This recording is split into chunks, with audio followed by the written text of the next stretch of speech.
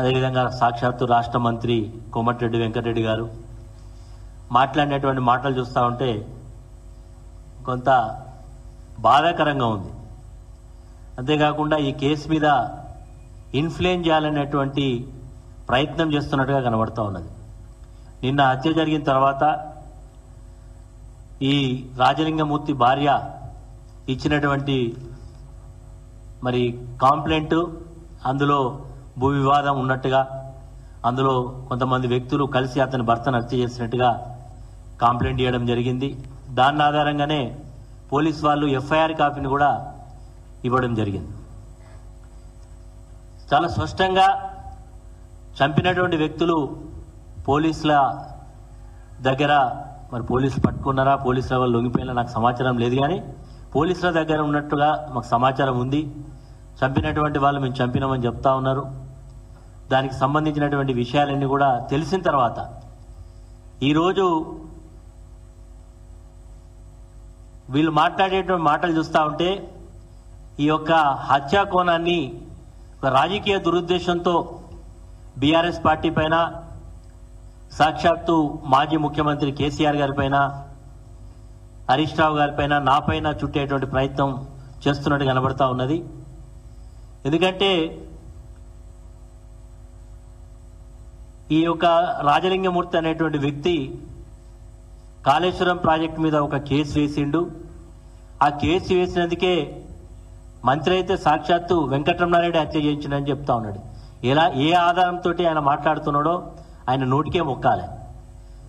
ఈరోజు ఆయన పార్టీ శాసనసభ్యుడిగా ఉండేటువంటి వేముల వీరేశం అనేటువంటి ఈరోజు ప్రస్తుత శాసనసభ్యుడు గతంలో ఒక హత్య చేయించిండని చెప్పి ఆ రోజు ధర్నాలు చేసినటువంటి సందర్భాలు మనం చూసినాం. అసెంబ్లీ వేదిక మీద కూడా లేనటువంటి మాటలు అనేకం మాట్లాడినట్టు చూస్తున్నాం. వెంకటరెడ్డికి ఇది పూర్తిగా ఒక ఆనవాయితీ అయిపోయింది, ఆనవాయితీతో మాట్లాడుతున్నట్టుగా అర్థమవుతా ఉన్నది. అదేవిధంగా కాంగ్రెస్ పార్టీకి సంబంధించిన కొంతమంది వ్యక్తులు ఇది బీఆర్ఎస్ పార్టీ హత్యా రాజకీయాలకు తెరలేపింది అనేటువంటి మాట మాట్లాడుతూ ఉన్నారు. బీఆర్ఎస్ పార్టీ ఎప్పుడు కూడా హత్యా రాజకీయాలను ప్రోత్సహించేటువంటి సందర్భాలు ఉండవు. ఈరోజు రాజలింగమూర్తి గారు కేసు వేసిండ్రు. ఒకవేళ అందులో కేసు విచారణలో ఉన్నది, ఆల్రెడీ రాష్ట్ర ప్రభుత్వం కమిషన్ వేసింది, కమిషన్ విచారణ జరుగుతున్నది. ఈ కేసులో హైకోర్టులో బీఆర్ఎస్ పార్టీ తరఫున పిటిషన్ వేసినాం. హైకోర్టు దాన్ని స్టాప్ చేయడం జరిగింది. భూపాల్పల్లి డిస్టిక్ కోర్టు ఇచ్చినటువంటి ప్రొసీడింగ్స్ కూడా మేము కోర్టులో చట్టపరంగా ఎదుర్కొనే సందర్భాలు మాకున్నాయి. కానీ ఈరోజు అక్కడ హత్య జరిగిన దానికి భూ వివాదాలే కారణమని, ఈ వ్యక్తికి అక్కడ ఉండేటువంటి కొంతమంది వ్యక్తుల మధ్య భూ వివాదాలకు సంబంధించినటువంటి పంచాయతీ నడుస్తున్నది, కోర్టులో ఉన్నది అనేటువంటి సందర్భంలో ఈ చంపినటువంటి వ్యక్తులు కూడా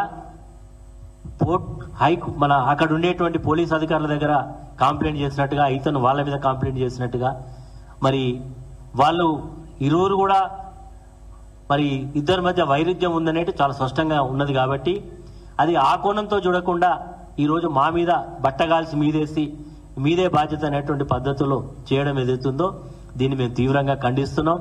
ఈ హత్యకు నాకు కానీ బీఆర్ఎస్ పార్టీ కానీ ఎలాంటి సంబంధం లేదు.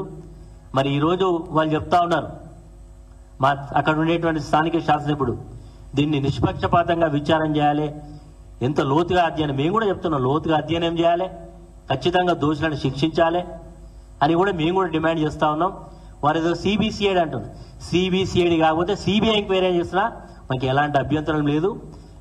మాకు హత్యకు ఈ వ్యక్తికి ఎలాంటి సంబంధం లేదు మరి అనే మాటని ఈ సందర్భంగా తెలియజేస్తాం.